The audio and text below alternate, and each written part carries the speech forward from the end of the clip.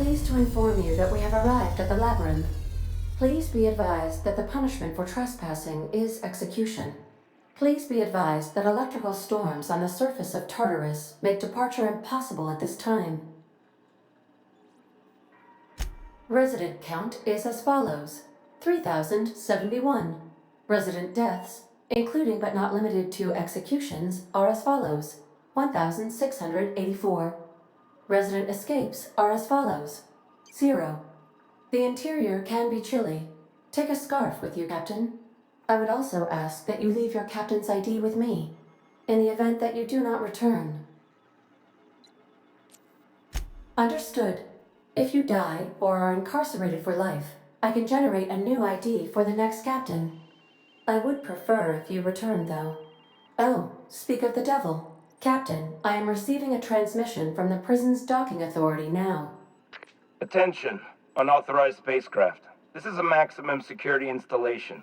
Your presence here is an explicit violation of UDL corporate policy. You are hereby confined to your docking platform until a ticket detailing your crimes has been filed and notarized, at which point your vessel will be seized and you will be executed.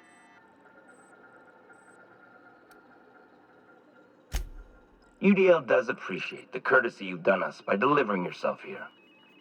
As a show of our deepest gratitude, we will make your execution quite swift.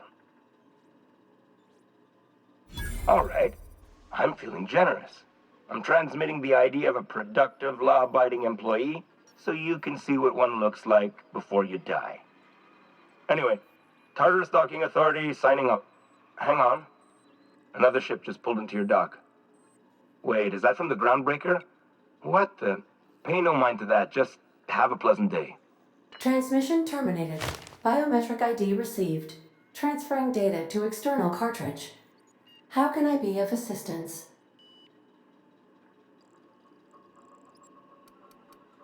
I request you...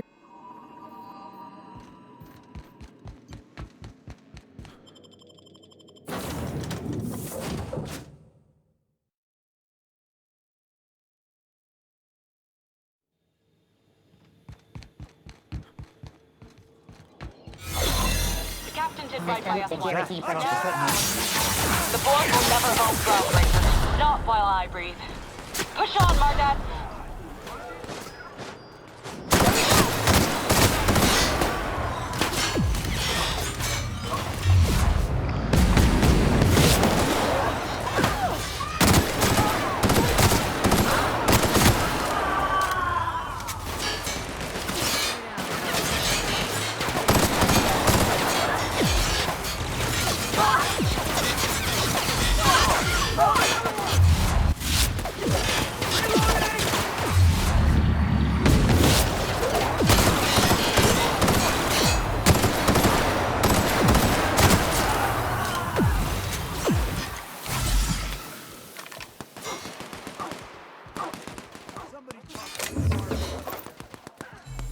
Everyone all right?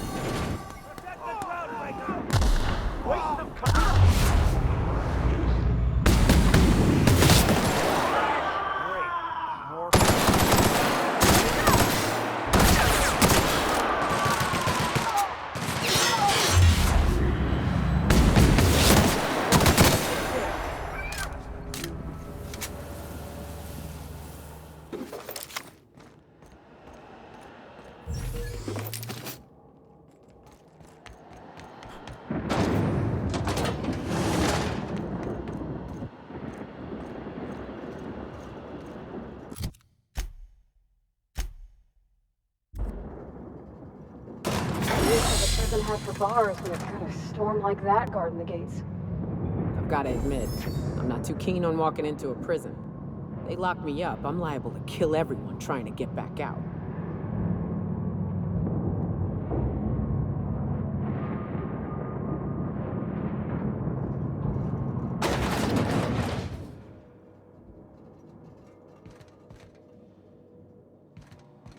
Let's look around. There's gotta be a few ways through here.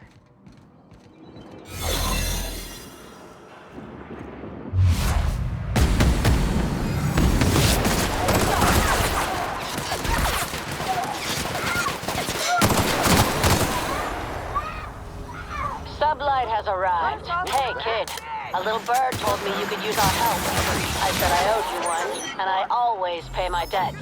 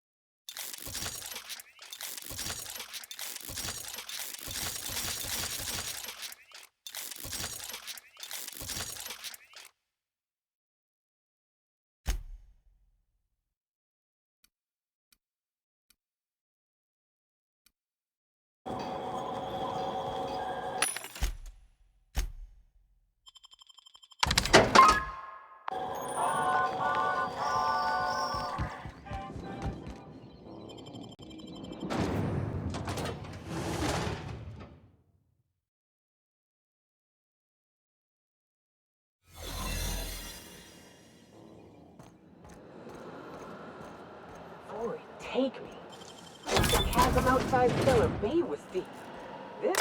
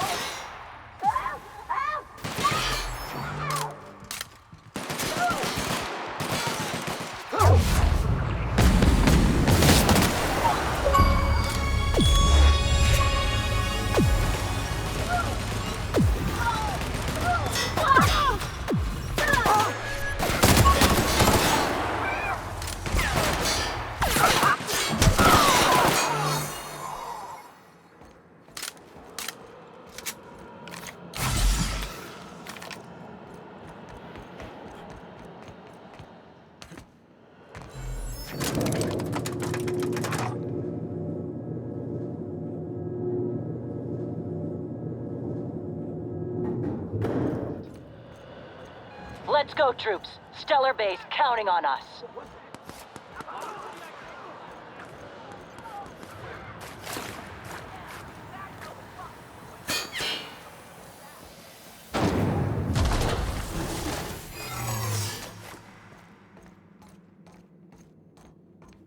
Are you new here? I didn't think we were hiring more staff. Oh, no. Don't tell anyone, please. Whew. Thank you.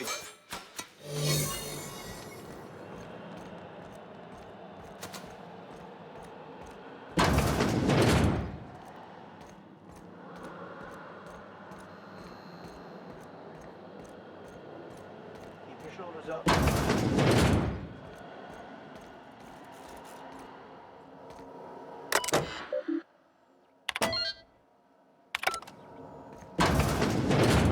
Well, look who it is.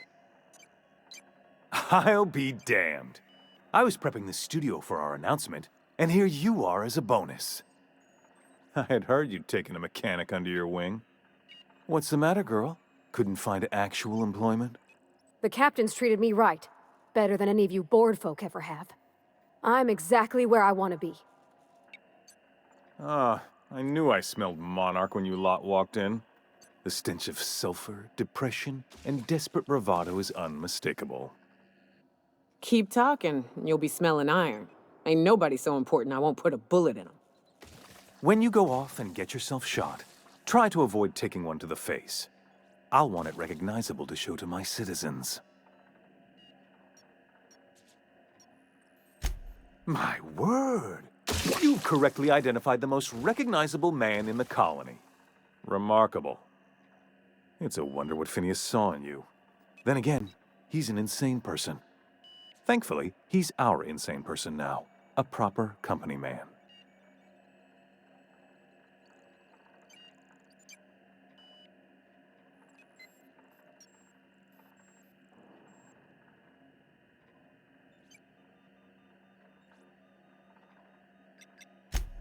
Yes, he is an extraordinarily obstinate fellow, isn't he?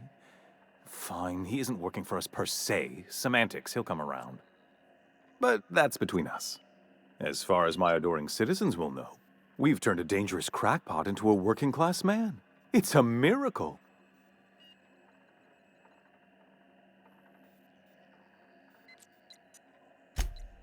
Oh yes, go on, wake them up, add more mouths to feed. That'll solve our starvation problems.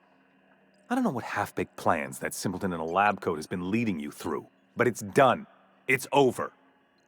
Let me ask you something, Captain. Have you at any point thought about not fucking up our entire society? We're helping, which is more than you can say. I'm making actual progress towards stabilization and recovery. You're just getting in the way.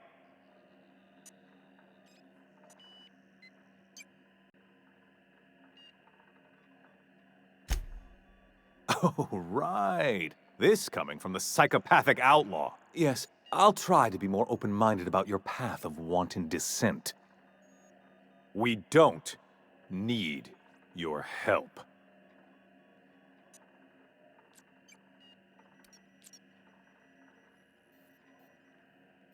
I'll admit, there's no shortage of talent in the scientists and engineers there. Look, I'm not an unreasonable man. If you manage to storm the castle, as it were, and make it out of here with Phineas alive, I can't exactly afford more havoc than you've already caused. Fine. If you survive, you'll need someone to sell the rest of the board on your plan.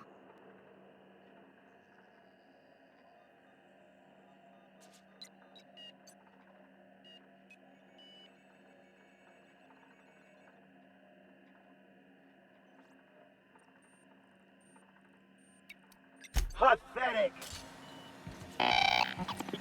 You're not worth the paperwork!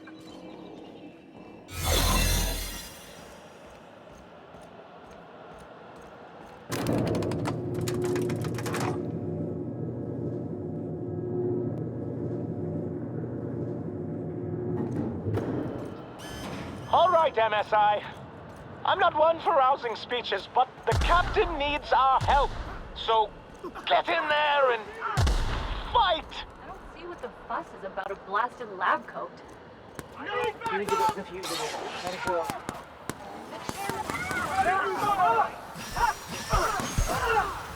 Stay down.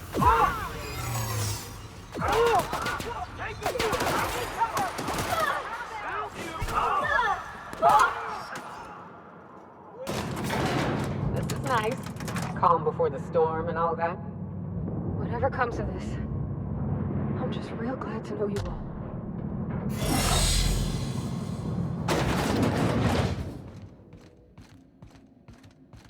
Captain, you have an uncanny talent for complicating my life. Words cannot express the extent of my disappointment. We had a plan. All you had to do was skip the Hope to Tartarus, as I asked. You've disrupted the balance of power. You've upset the natural order of things. You've introduced uncertainty, and there is nothing I despise more than uncertainty.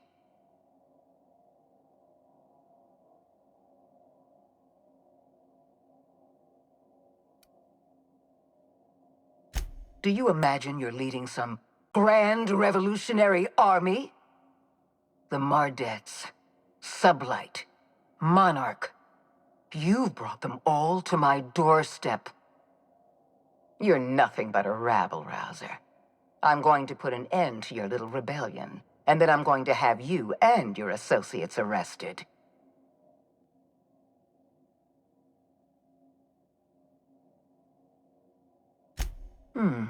You make a nuanced and compelling argument. Here's my rebuttal. No. Dr. Wells is being held in my custody. His cooperation will prove invaluable, even if I have to beat it out of him. All that's left to do is put down this riot, arrest you, and then get on with the bloody business of saving this colony.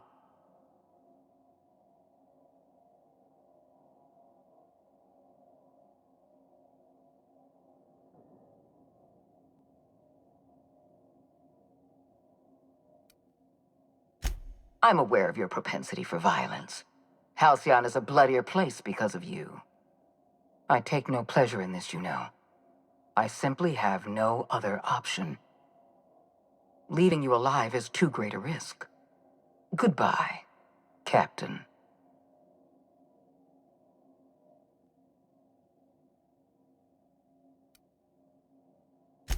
I had a feeling you'd say that.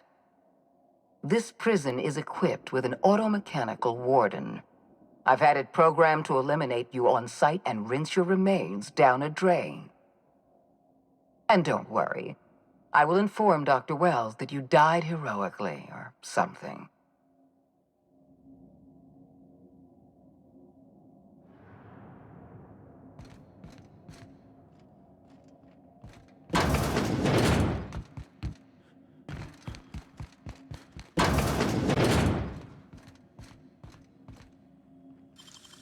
Deft hands, Cap. Great work!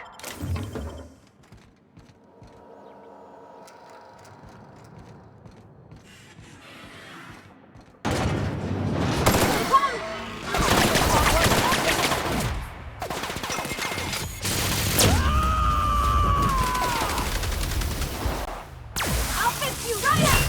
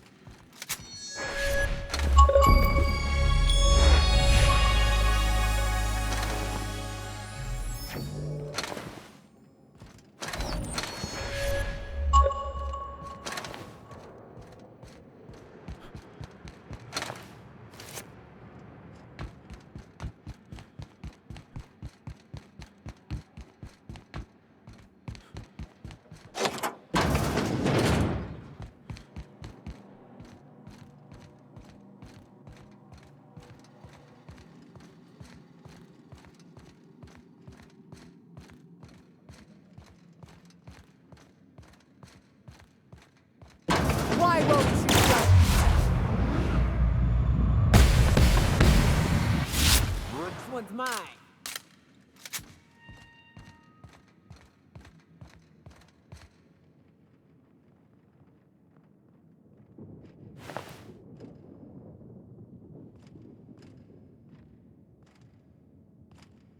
Get me out of here!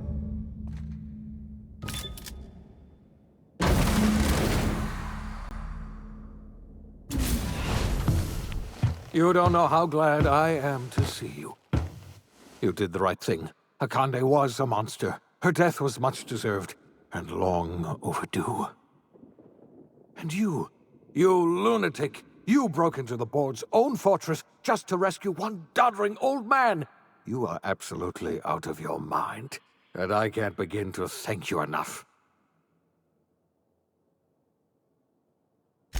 I'm all right, thanks to you. Akande wanted my cooperation. I'm quite sure she would have beaten it out of me if you hadn't arrived. You've broken the board's stranglehold on this colony, and you saved my life. But there's still so much we have yet to accomplish. You and I are going to have to work harder than ever to save Halcyon. I'm afraid the situation is far worse than any of us ever anticipated.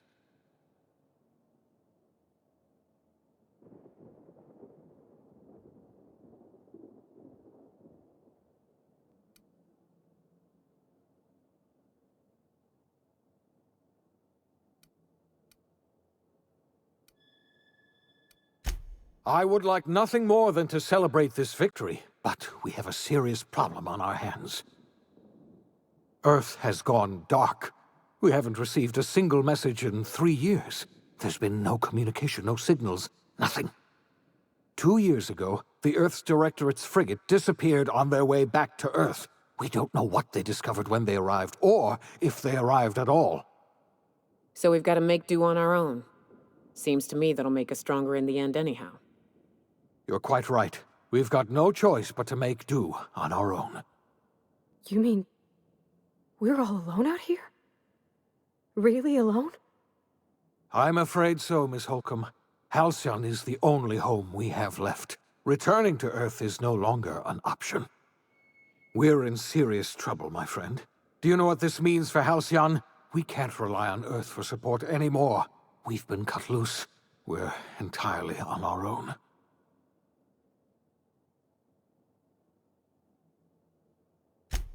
Yes, we do. You've done a marvelous thing. You've succeeded where anyone else would have failed, including me. We must begin the revival process immediately, starting with the Hope's brightest minds, and then we're going to fix this damn colony, one problem at a time. We're going to need a leader, and I can't imagine a better person for the job than you. What do you say, old friend? Will you help us?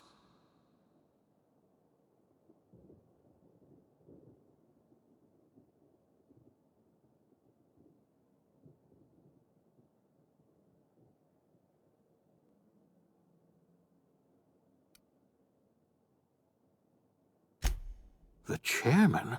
I don't know why you let that heartless creature live, but I'll have to trust your judgment. You're the best thing to ever happen to Halcyon. If you want to take it upon yourself to lead this colony, you have my support. We're not a colony any longer, are we? Our last connection to Earth has been severed, and so we have been set free. Our future is uncertain, and no one knows what tomorrow holds. Exciting, isn't it?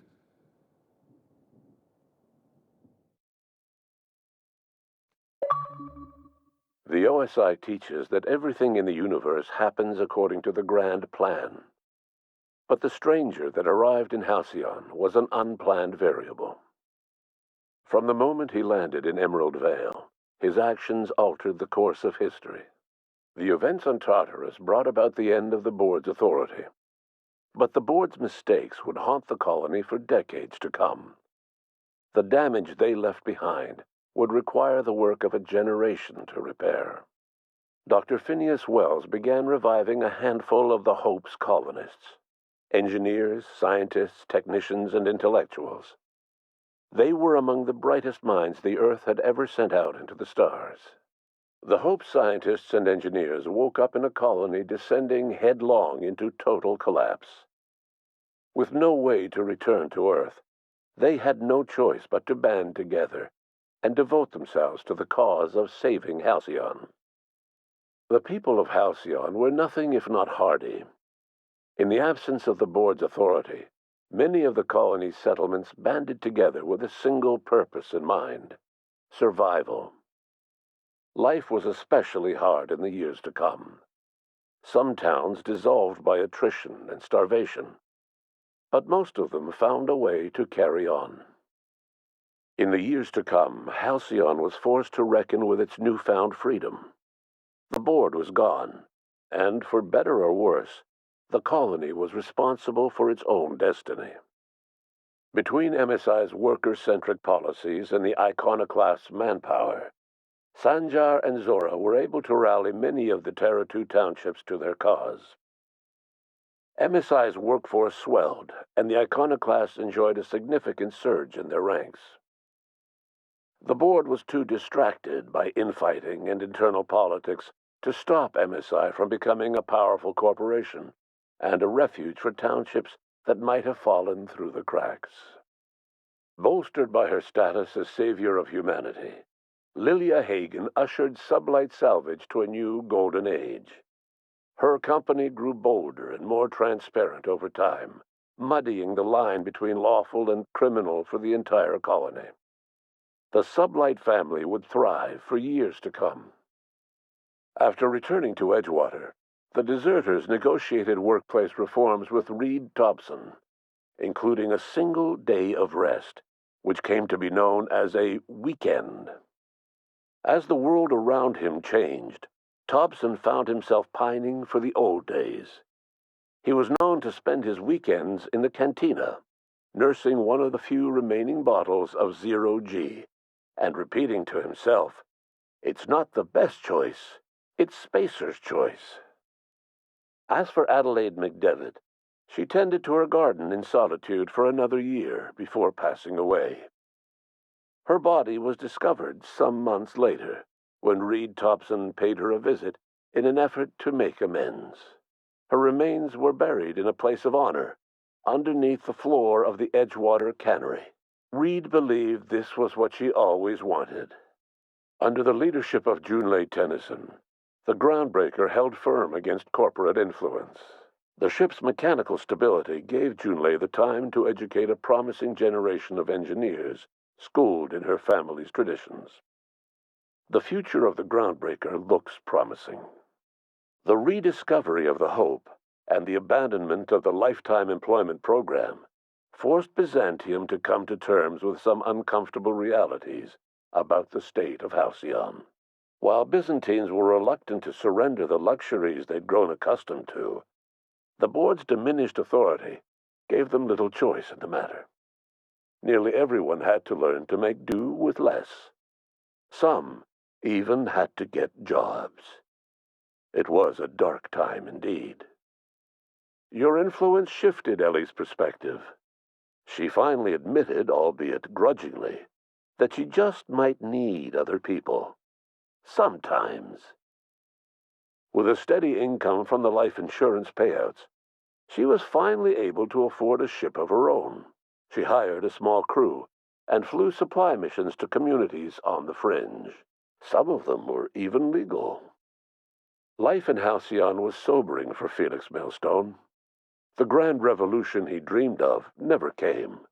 There was no great awakening for the colony, no celebrations in the streets.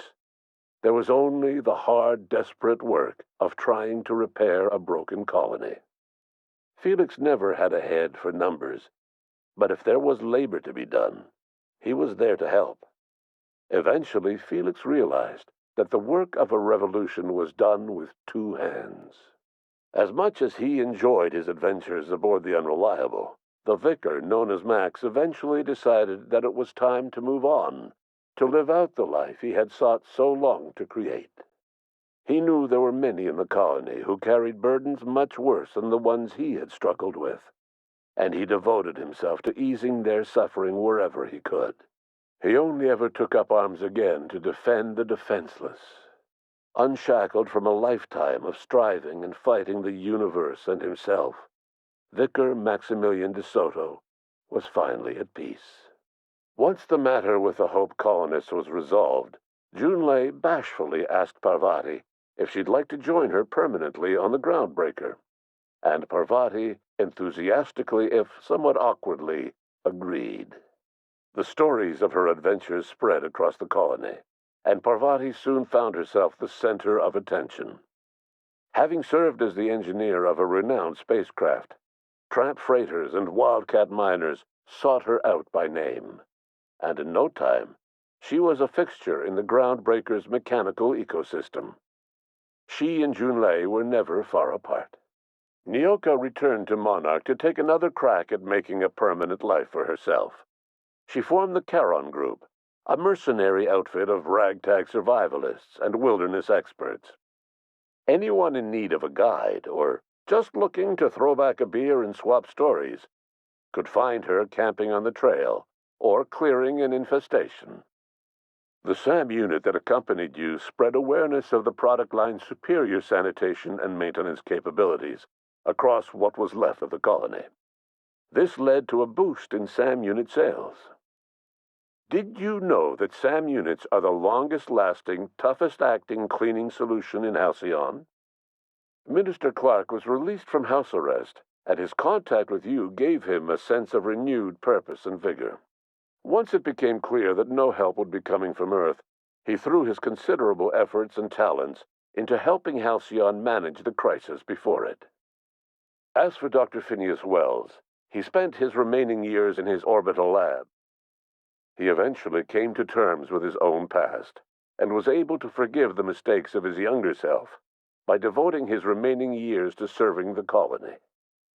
Dr. Wells was able to revive many more scientists and engineers than he first expected, thanks to the additional batch of chemicals you stole from the Ministry. Wells never forgot about the human lives that were lost in acquiring these chemicals. In the end, Dr. Wells was able to save every scientist and engineer aboard the Hope. Over the next decade, nearly all of the Hope's remaining colonists were successfully revived. Halcyon saw a period of rapid technological and scientific advancement. Breakthroughs in dietary supplements saved the colony from starvation. Geoengineering projects and social reforms began to change the structure and character of the colony. Dr. Wells laid the groundwork for the project to save the colony, but he would never live to see the fruits of his labor. He passed away a few years later.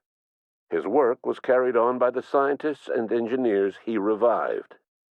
Today, Halcyon has stabilized. The people of the colony work hard to adapt to their new circumstances. Nearby colonies send aid and supplies. Life will never be easy in Halcyon, but for the first time in its history, there exists a sense of real, genuine hope about the future. And what about you, the unplanned variable in the history of Halcyon? You brought an end to the riot on Tartarus, and partnered with Chairman Rockwell to run the colony together. As Halcyon looked toward the future, you remained a constant presence in the colony's administration. You were never weighed down by bureaucracy, and you never had to dirty your hands with politics. You had people who did that for you. By your influence, Halcyon survived the turbulent years that were to follow. No one knows what's happened to Earth, and no one knows what the future has in store for Halcyon. All we know for certain is this: the name of the Unreliable and that of its intrepid captain will remain the subject of countless stories for years to come.